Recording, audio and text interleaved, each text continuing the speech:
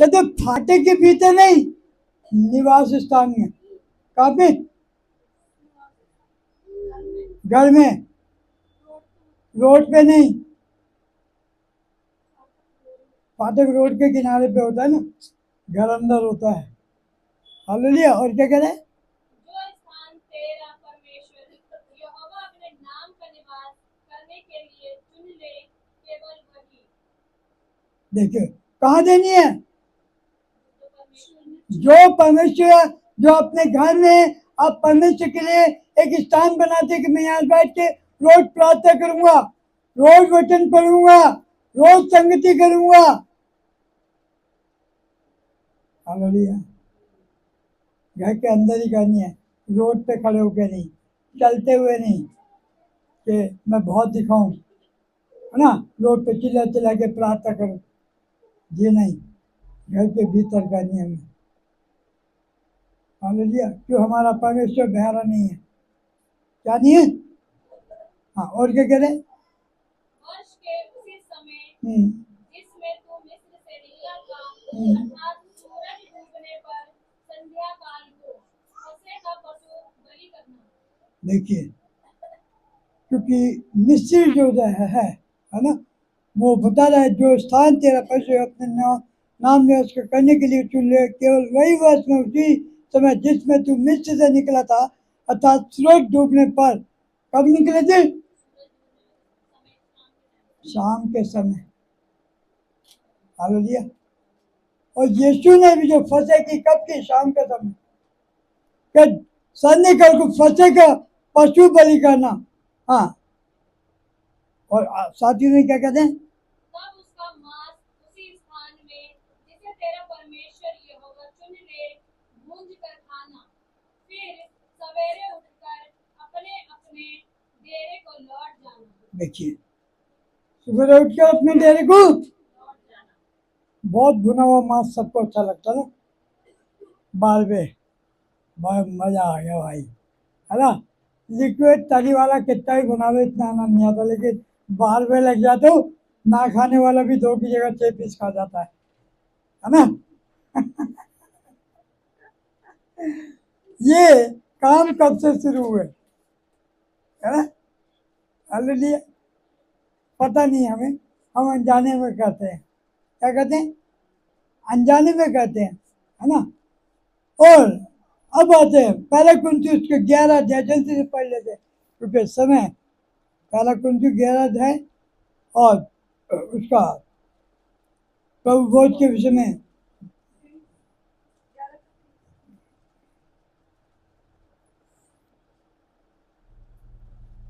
Page number है 238, 23 से आप देखें। क्योंकि यह बात मुझे प्रभु से पहुंची और मैंने तुम्हें भी पहुंचा दी कि प्रभु यीशु ने जिस रात वह पकड़वाया गया रोटी ली। देखिए किस रात ये रोटी तोड़ी?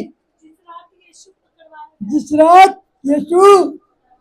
और हमने लूका की पहली आयत में 22 की पहली आयत को पढ़ के देखा था, वहां यही लिखा था। हालेलुया। यही बातों को अगर लूका 22 की 1 को पढ़े तो वही चीज 1 और 2 में यही लिखा हुआ था कि उसके पकड़वाने, और वो जो यहूदा स्क्रूटी 30 सिक्कों में बिक गया था। हालेलुया। 30 सिक्कों में बिक गया था, है ना। कहता है और मैंने तो पिताजी के प्रभु यीशु ने जिस रात में पकड़ा गया रोटी ली और शायद डायरेक्ट सीधे खा गए। हाँ, और धन ये है जो तुम्हारे लिए है, मेरे सिमरन के लिए यही किया। देखिए, और धन्यवाद के साथ तोड़ी। कई लोग प्रार्थना करके खाना नहीं खाते, कई लोग प्रार्थना करके खाना नहीं खाते हैं, बता रहा हूं मैं। हालेलुया। तो क्या करना हमें? सीधे आए, थाली ली, हालेलुया। धन्यवाद पिता, आपने जो कुछ भी दिया। पहले कुड़कुड़ाते, बाद में कहते धन्यवाद पिता तूने जो दिया। फिर क्या? वो भोजन आपके शरीर में नहीं लगेगा, आज बता रहा हूँ, नहीं लगेगा। कितना भी अच्छा खा लो, नहीं लगेगा। पहले हमें इस्राएलियों ने कुड़कुड़ाने के कारण 40,000 में से सिर्फ 2 ही लोग पहुंच पाए। कितने?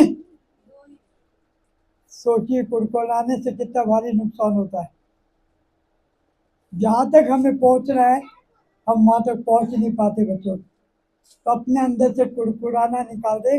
जब आज प्रभु की मेज के पास आ पा रहे हैं, जब प्रभु के इस भोज में शरीक हो रहे हैं, तो हम अपने अंदर से वो कुड़कुड़ाहट, एक दूसरे के प्रति नफरत, एक दूसरे प्रति के भेदभाव, उन सब निकाल कर उन सबको माफ कर दीजिए। जब आज इस मेज के पास आ रहे हैं, तो अपने आप को तैयार कर लीजिए। तब तो इस मेज में आने का फायदा है, खाने का फायदा न था, कुछ फायदा नहीं है। हालेलुया। कहता है इसी रीति से उसने प्यारी के पीछे कटोरा भी लिया और कहा, ये कटोरा मेरे लहू में नई वाचा है, जब कभी पियो तो मेरे सिमरन के लिए यही किया करो। देखिए, कहता है ये वाचा है और ये मेरे याद करके स्मरण के लिए, याद करने के लिए यही किया करो। इसीलिए आज तक हर एक कलीसिया में प्रभु भोज दिया जाता है। प्रभु यीशु मसीह मारा गया, गाड़ा गया और तीसरे दिन मुर्दों में से जी उठा। इस लहू और मांस के द्वारा ये गवाही होती है, ये उसकी देह और लहू को हम अपने शरीर में उसकी याद को उतारते हैं कि यीशु हमारे लिए अभी तक जीवित है और यीशु ने मेरे लिए अपने शरीर को मारा, कूटा, है ना, और क्रूस पर चढ़ा दिया और मेरे ही कारण यीशु ने लहू बहाया मेरे को छुटकारा पाने के लिए। जो आज मैं जीवित हूँ और जिंदा हूँ, मैं स्वस्थ हूँ, धन्यवाद प्रभु कहते हैं। वो कहता है तुमको खाते क्योंकि जब कभी तुम यह रोटी खाते और इस कटोरे में से पीते हो, तो प्रभु की मृत्यु को जब तक वह न आए प्रचार करते हो। देखिए क्या कहते हैं, प्रचार प्रचार कहते हैं। जब तक ये नहीं आ रहा, तब तक है ये रोटी। ध्यान देना, कब तक के लिए है? जब तक वह न आए। जब तक वे ना आए। तो आप लोग मुबारक लोग हैं। हालेलुया। मिस्त्रियों को दोबारा मन्ना नहीं मिला। मिस्र से निकले हुए इस्राएली को दोबारा वो मन्ना खाने को नहीं मिला। और मैं और हम सब वो मुबारक लोग हैं कि हर महीने आपको वो मन्ना मिलता है, वो स्वर्गीय भोजन मिलता है, स्वर्गीय देह, यीशु मसीह की स्वर्गीय देह हर महीने हमारे शरीर में जाती है, जो हमें पावर देती है, ब्लेसिंग देती है, चंगाई देती है, उसका लहू हमें छुटकारा देता है। हालेलुया। वो कहते हैं, उठ के करें इसलिए जो कोई अनुचित रीति से प्रभु की रोटी खाए या उसके कटोरे में से पिए, प्रभु की देह पर और लहू पर अपराधी ठहरे। देखिए जी, इसलिए जो कोई अनुचित रीति से प्रभु की रोटी खाए या उसके कटोरे में से पिए, वह प्रभु की देह पर लहू का अपराधी ठहरेगा। आज भी अगर अनुचित रीति से आप इस मेज में आके खाते हैं और पीते हैं, तो देखिए ऐसा ना हो कि मैं और आप अपराधी ठहर जाए। इसलिए ये वचन मैंने आपको फिर आज दोहराया कि जब मेज लगने जा रही है, तो पहले अपने आप को जांच ले, परख लें कि क्या मैं इस मेज में खाने के लिए आ सकता हूँ, आ सकती हूँ। तो अपने को तैयार करें, तैयार करें। क्यों, क्या नुकसान है, आगे बढ़ते हैं। इसलिए मनुष्य अपने आप को जांच ले और इस रीति से इस रोटी में से खाए और इस कटोरे में से पिए। देखिए मैंने बता दिया, अपने आप को क्या करें, जांच ले। जांच ले। तब तो इस कटोरे में से रोटी में से खाना, कटोरे में से पीना, अन्यथा घर जाके अगर पेट दर्द हो तो मुझे मत कहना कि जी पासरी क्या पिला था क्या खिला था। मैं तो घर से अच्छा भी गई थी, मैं तो घर से अच्छा बोला गया था, गड़बड़ी क्यों हो गई? तो भैया पहले चेक कर लो, अगर ठीक हो क्यों डॉक्टर कहता है भाई जिस दवाई से एलर्जी हो उसे मत लेना। क्या कहते हैं, मुझे पहले बता दे कौन सी गोली से आपको एलर्जी होती है, तो मैं दवाई के साथ वो गोली आपको नहीं दूंगा, है ना। तो पहले अगर भाई अगर आपको एलर्जी होती हो तो बता देना, तो क्या होगा, पहले आपको तैयार करेंगे, शिक्षा देंगे इसके लिए। हालेलुया। हाँ कहता है क्योंकि जो खाते पीते समय प्रभु की देह को ना पहचाने वह इस खाने और पीने से अपने ऊपर दंड लाता है। देखिए साफ साफ लिखा है, पास्टर इसलिए पहले ही बता देता है कि भाई अगर नहीं है तो अपने ऊपर क्या लाते।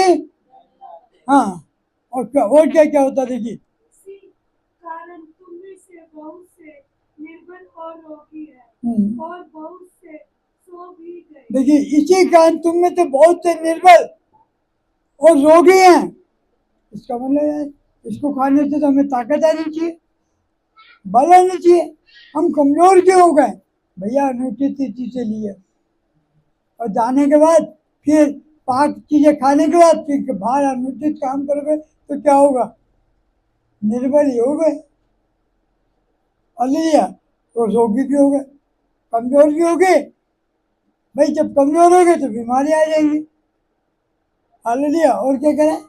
यदि हम अपने आप को जांचते तो दंड ना पाते। देखिए जी क्या करें?